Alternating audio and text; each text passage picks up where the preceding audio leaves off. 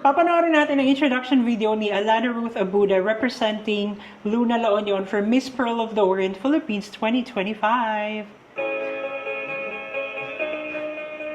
Manipod ka nagitiban war ken baybay ti Luna La Union, ang pagtaingan iti pamati ken tiksa, siya si Alana Ruth P. Abuda. Ganda din niya. Mga anak ti OFW, nasusurok ti ket na sa uwen ti sakripisyo ken panubo. Isuitan iti ng porma ken ng papiksa ti panggetto. Wow. Malalim din yung Ilocano yun. Una, ngayon ko maitandudo ti mental health. Siyempre, La Union, no? Makasarita ti panagsaya at tinitna, ken iti pinagsalunat na.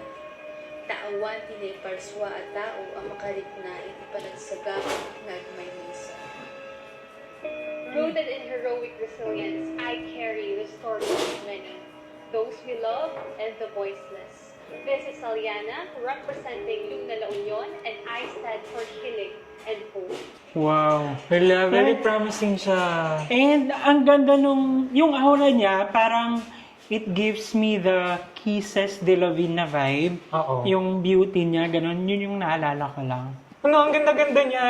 So it's very refreshing na makakita ka ng tourism video, tapos Ilocano pa yung gamit niyang salitaan, kumbaga, lengguwahe.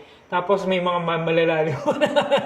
Masasabi ko lang, wala akong naintindihan kasi ang bilis. And ang hirap magbasa ng Pero subtitle. how do you find it na sa tenga? Di ba parang siya, malambot, Oo, ganyan. iba siya. Hindi siya yung katulad ng ibang Ilocano na, kumbaga parang sa Bisaya din na may pabara. Oo. Sa kanya malambot na very promising. Ang naano ko sa kanya is anak siya ng OFW.